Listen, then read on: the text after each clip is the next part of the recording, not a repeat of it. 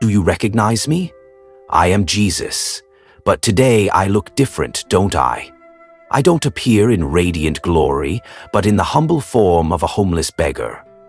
I stand before the most modern church in this city. Yet, I wonder, will anyone recognize me? Join me on this journey, and the ending just might make you rethink everything. It was a peaceful day in heaven for Jesus. The sky was a perfect blend of blue, with soft white clouds drifting gently across the vast expanse. The air was filled with the sweet, harmonious songs of angels, their voices creating a symphony that blended seamlessly with the soft, refreshing breeze. Atop a lush green hill, Jesus sat, his gaze fixed upon a shimmering pool of water.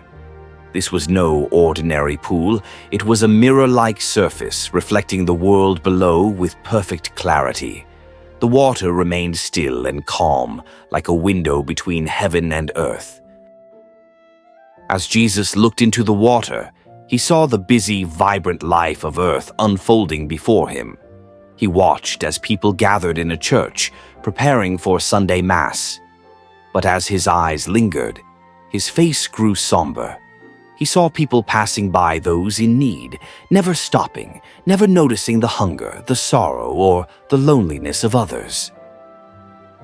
With a deep sigh, Jesus turned to an angel standing nearby and spoke softly, his voice full of compassion. "I want to go down there. I want to remind them of true love. They gather in my name, but they forget that love is not just in words, but in action." Without a moment's hesitation, Jesus stood. His glow began to fade and his divine form slowly transformed. He became a humble man, a homeless figure clad in ragged clothes, ready to descend to earth and show people what it truly meant to love. Far below the heavens, nestled in a bustling city, the sun rose on a beautiful Sunday morning. The streets were full of life as people made their way to church, dressed in their finest clothes, exchanging greetings, and ready to join in worship. The church was alive with anticipation, its doors wide open to welcome the faithful. But just outside, sitting on the cold stone steps, was a man, a stranger to the world.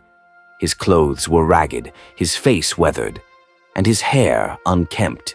He held a simple sign that read, "Hungry and cold. Please help." Though this was Jesus, none of the people passing by knew who he truly was. He looked like just another homeless man, unnoticed and ignored by the crowds. Others gave harsh, judgmental glances, whispering to each other, "Why is he sitting here? He doesn't belong at a place like this." Some shook their heads in disapproval, walking faster to avoid the discomfort of the situation. Jesus, sitting silently on the steps, waited patiently. As the crowd continued to flow past, Emma, a young girl of about 10, noticed the man sitting on the cold stone steps outside the church. Her curious eyes lingered on him, and something in her heart stirred. She could see the sadness in his face, the weariness in his eyes, and a quiet sadness seemed to draw her to him. Without hesitation, she walked towards him, her heart filled with compassion. With a warm smile, she held out a piece of bread from her small bag, offering it to him. "Here, take this. I hope it helps," she said gently, her voice soft but sincere. Jesus, looking up at her, met her gaze with eyes full of kindness and gratitude. For a moment, the weight of the world seemed to lift from his face. "You are a good soul, child. God is within you." Emma felt a surge of warmth in her chest. She looked back at her mother, who stood just a few steps behind her. With innocent determination, Emma turned to her and asked, "Mom, can we invite him into the church?" Her mother hesitated for a moment, unsure whether it was the right thing to do. But seeing the warmth and compassion in her daughter's eyes, she could not say no. Slowly, she nodded. Together, they invited the man inside, gently guiding him toward the open doors of the church. As Jesus entered the church, he quietly made his way to the back, choosing a seat at the far end of the room. His presence created a subtle stir among the congregation. He was dressed in ragged clothes, his hair unkempt, and his face weathered by the hardships of life.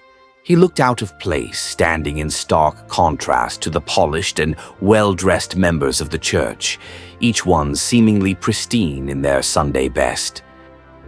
Among the congregation stood Madame Helen, a woman of considerable stature both in the community and in the church. In her mid-40s, Madame Helen was tall and commanding. A string of pearls hung from her neck, symbols of her wealth, status, and influence.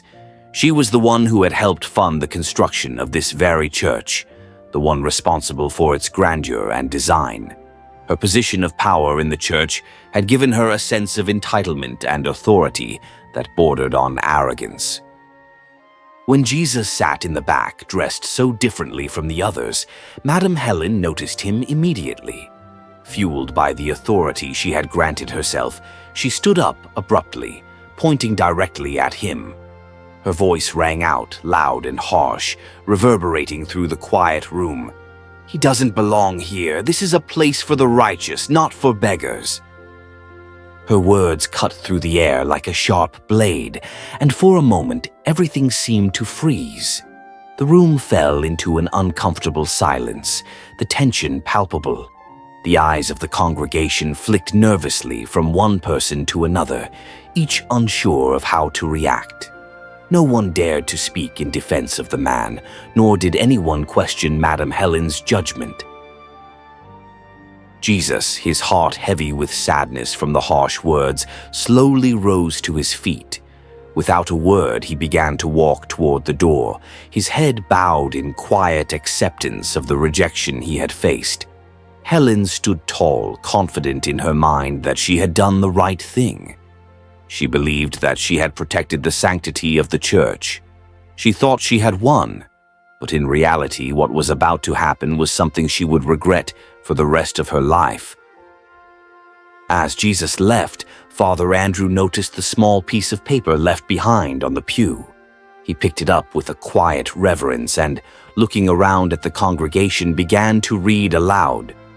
"I do not only appear today, I am in everyone you meet." The room instantly fell into stunned silence. The words seemed to hang in the air, each syllable carrying the weight of something far deeper than they had understood. Then Emma, still holding her phone, stepped forward. Her hands were trembling as she spoke, her voice barely above a whisper.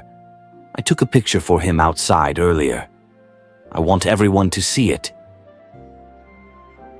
With a quick tap, Father Andrew shared the photo on the screen. The entire church gasped in disbelief. The man they had seen earlier, the ragged, humble figure, was not the same person in the photo. In the image, Jesus appeared as he truly was, with a radiant halo glowing brightly, his presence filled with divine light. It was as if heaven itself had revealed his true form for all to see. The shock was overwhelming.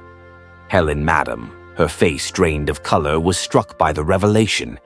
Her knees buckled and she collapsed to the floor, tears streaming down her face as the weight of her judgment crashed upon her. "I was wrong. I judged him without knowing. Please forgive me, Lord," she cried out, her voice breaking. The congregation, now fully aware of the truth, was overcome with emotion. In that moment, they all knelt in prayer, some in awe, others in deep regret, asking for forgiveness and pledging to carry the lesson of love, humility, and compassion into their lives. The church had become a place of true transformation, and the hearts of everyone present would never be the same again. Father Andrew stood before the congregation, his heart full of compassion and understanding. With a deep breath, he spoke softly but firmly, his voice carrying a powerful, timeless truth. "Remember, what you do for the least of these, you do for him." The words hung in the air, resonating deeply with each person as the weight of the moment settled into their hearts. In the silence that followed, Emma, who had witnessed the miracle with wide-eyed awe, could no longer hold back her tears. Overcome with emotion, she began to cry softly, her heart touched by the love and humility she had witnessed. Madame Helen, her face pale and stricken with guilt, dropped to her knees. Tears streamed down her face as she whispered, "Broken. I was wrong. I judged him without knowing. Please forgive me, Lord." The entire church, moved by the raw emotion and the deep humility before them, knelt in prayer, each person reflecting on the love they had just witnessed. They asked for forgiveness and for the strength to love others as Jesus had taught, their hearts now open and transformed. After that day, the message served as a lasting reminder in the hearts of all who had witnessed it, a call to embody compassion, humility, and an unwavering commitment to love others, as Jesus had shown through his life and actions. Live with love, for God is always present in everyone around you.